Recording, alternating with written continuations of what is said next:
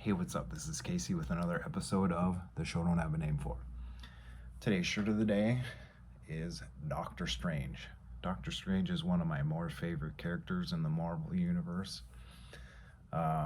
He lives in New York City. He lives in Greenwich Village, which is a pretty cool, weird area. One thing I think that's cool about Marvel is that they put their characters in real areas of New York City. Superman is in the DC universe, but he lives in Metropolis. But Spider-Man lives in Queens. Luke Cage lives in Harlem. Captain America lives in Brooklyn. Daredevil lives in Hell's Kitchen. I'm drawing a blank right now. I know a lot more, but let's keep going. So, right now, today, I'm 41. It's not my birthday or anything, but we're not going to talk about that. Let's rewind 20 years ago. I was living in New York City. I was 21 years old, and I was going to NYU in New York City. I lived in a pretty decent sized apartment, and I lived with my best friend and two other dudes, and we were all going to NYU together. And today I'm just going to tell you a story about one certain day. I'm sure you're going to get it. So I woke up this day. My best friend, my roommate, was gone, which is usually what happened. He woke up earlier than me all the time. As I was brushing my teeth or whatever, one of my other roommates was watching TV, and that was weird because he usually didn't do that, but he was watching the news. And I said, well, what's going on? And he said, well, somebody flew a plane into the Twin Towers. And I thought it was just somebody, like a gust of wind took a small plane and it like accidentally hit the Twin Towers. Because that had happened earlier, like 10 or some years earlier. Like a gust of wind had hit the Twin Towers. I didn't really think twice about it. Who cares? I walked to school. I had English class. We started English class. It wasn't a big deal.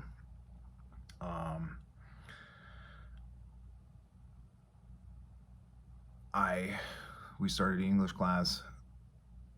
A lady or girl showed up, let's just say 5-10 minutes late, and she was crying and she was freaking out.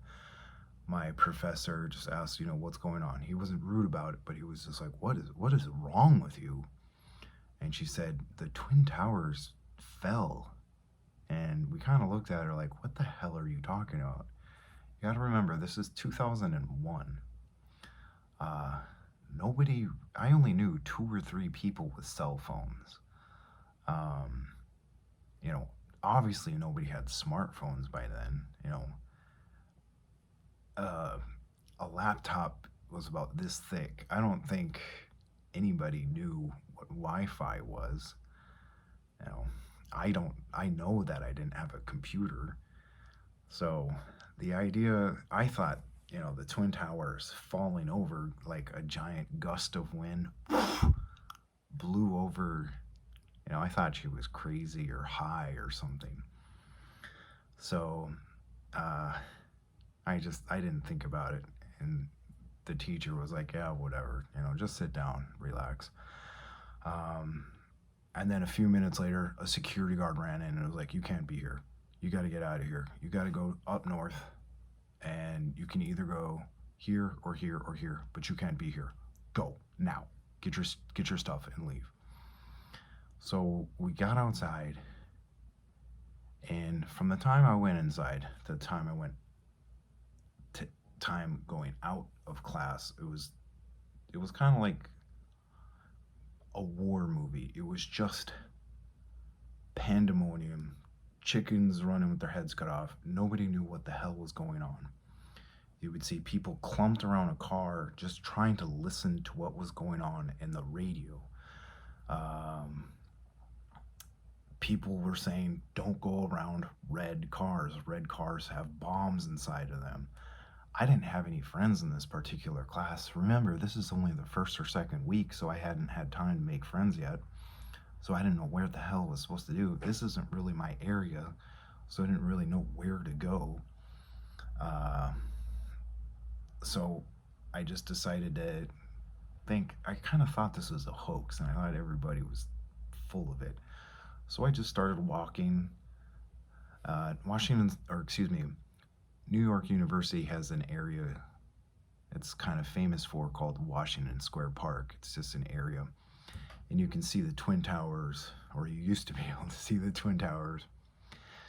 So I walked up there and I just expected to be able to see them because it was just an easy place to see them. And I'll never forget that. I just kind of walked up there and there was just smoke coming out of there. They were gone. And immediately I thought, well, obviously it's either been some kind of atomic bomb or it's an alien invasion. There's no way an airplane could have done that stuff. And, it's. I don't understand how this is going on. I've seen New York City after George W. Bush won the election, after the Yankees won the World Series, after the Yankees lost the World Series, but it was nothing like this. People were going crazy. People are trying to help people. People are shoving people around. The subways aren't working. The subways are working. The subways, the bus drivers letting people on for free. People, it's just, you could talk to 1 million people and you can hear 10 million different stories. I decided I was on the swim team. I was the captain of the swim team back then. It's my job to find my swim team friends and get them together. So I walked to the swimming pool, but obviously nobody was at the swimming pool except for our coach. And he asked me if I wanted to practice, and I said I would rather find my friends. So I found my friends, or I started looking for my friends. One thing I remember is I ran into the first girlfriend I ever had. The thing about the first girlfriend I ever had, we didn't break up on good terms. I was 20 years old. I wasn't a good boyfriend. Nothing horrible happened. I just ghosted her, okay? So,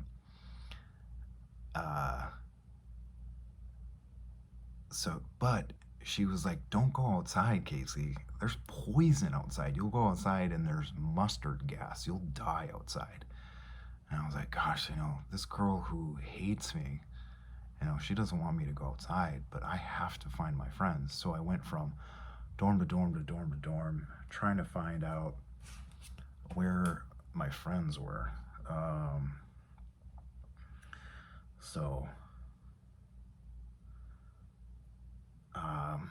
I eventually gathered friends and we brought them over to my dorm room. Like I said, I only had two bedrooms, 4 beds, a couch, and some floor space.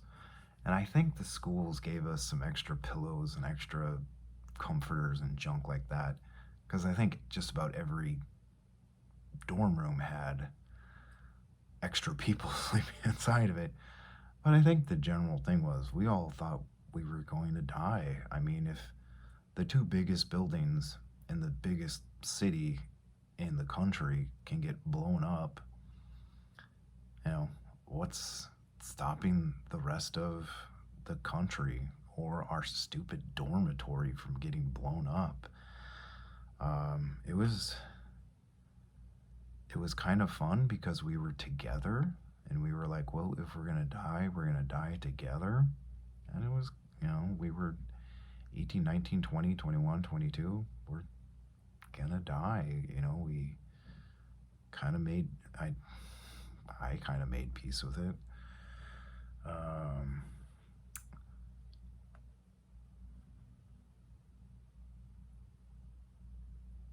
so, one thing that affects me uh, is a day or two later, uh, I was like, okay, I need to be a superhero here and go volunteer some more and, you know, shovel dirt or concrete or whatever. So I asked a friend who tried to figure out how I could do this. And they were like, are those the shoes you have? I was like, yeah, I only have one pair of shoes. And I was in college, so I only had one pair of sneakers. And I'm like, no, you can't. You're gonna step on a nail or something. You're no. So I only had a pair of sneakers, so it was not gonna work. So they were like, no, you're gonna be more of a liability. You're an idiot. But do you know how to do plumbing or drive like a tractor or something? I was like, I don't know how to do any of that. So they're like, you can't, you know, you're just too dangerous to be there. So, you know, we appreciate it. We've got miles and miles of people volunteering from the tri state area. We appreciate it. So, when Donald Trump pretends to say, I was there volunteering with my guys, that's complete nonsense. He wasn't there. He, any New Yorker knows, or I would say most New Yorker knows, he doesn't have his guys. He ripped off most of his companies and most of the unions and workers. Uh, Nobody had ever seen him down there working.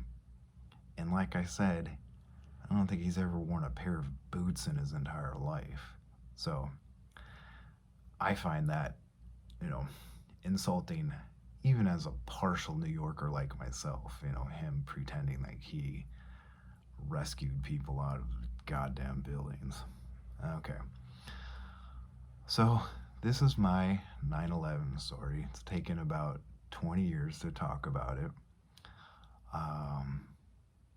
I don't necessarily like talking about it, but you know, this is what happened. These are my feelings. If you want to reply or talk about your stuff, I'm happy to listen. Okay? Thanks for talking. Thanks for listening. Bye.